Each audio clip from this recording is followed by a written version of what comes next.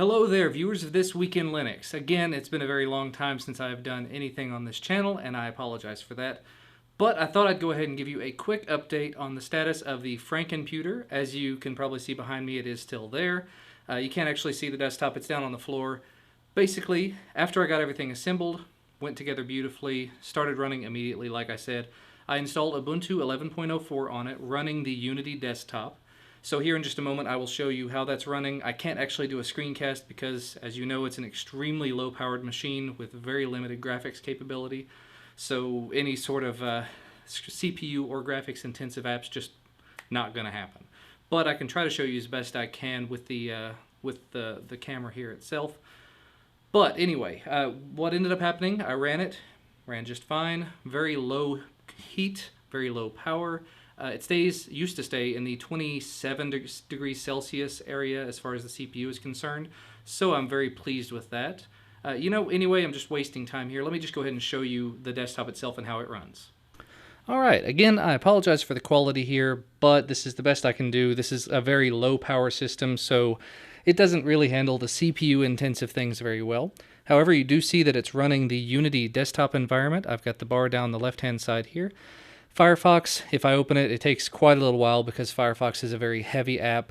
You might be asking, why did I not install a lighter weight desktop environment? That's in the future. I'm going to probably install LXDE or XFCE on it. I just wanted to get something to get my hands and feet and everything into Ubuntu 11.10. And this does get the job done. For example, the main reason that I set all this up is so that I could have a very lightweight, low-power machine to run my IRC client and to run my IRC bot. So if I run this screen reconnection, you can see here I have my IRC session. There are all of the people coming and going from my IRC channel that is relatively unused at this point. By the way, if you go to my website, thisweekinlinux.com, click on the chat icon up at the top, you can go in and talk to all of these wonderful people.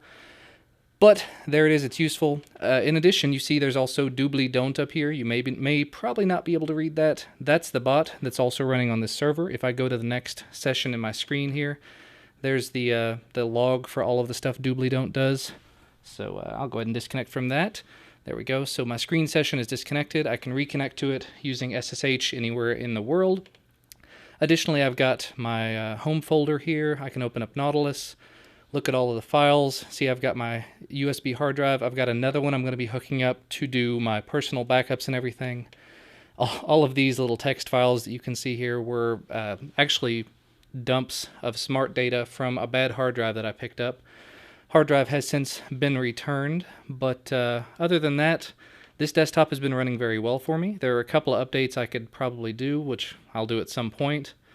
Here is the X sensors. If you want to, there you go. You can see it's running 15 and 16 degrees Celsius on the cores now.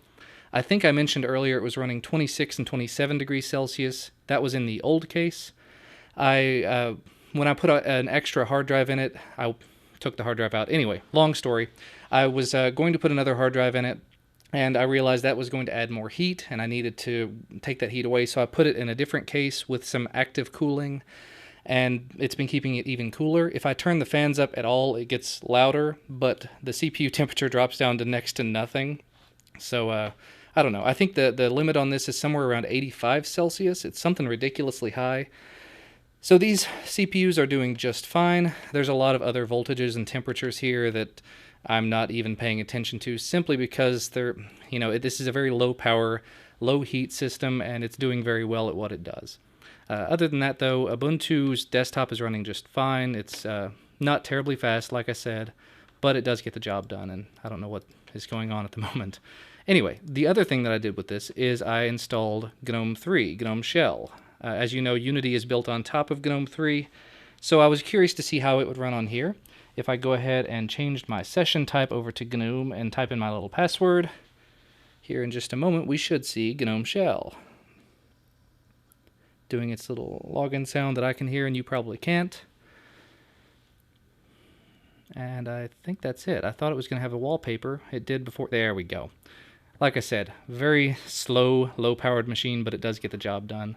I've got a couple of additional extensions loaded onto this, but nothing really big.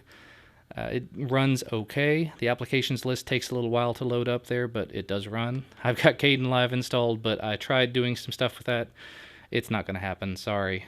I could probably stand to reinstall because I actually installed this before the release came out, so it's probably still got some little leftover bugs in it.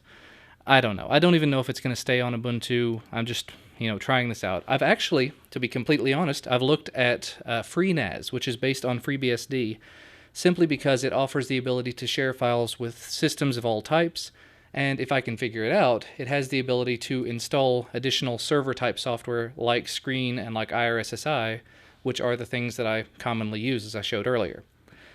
But I think that's about all that I really wanted to show in this. I should have several more videos coming up in the very near future. I know I say that a lot, but this time I do actually have a little bit more motivation. If there's anything specific that you'd like to see me do, let me know and I'll see what I can work out.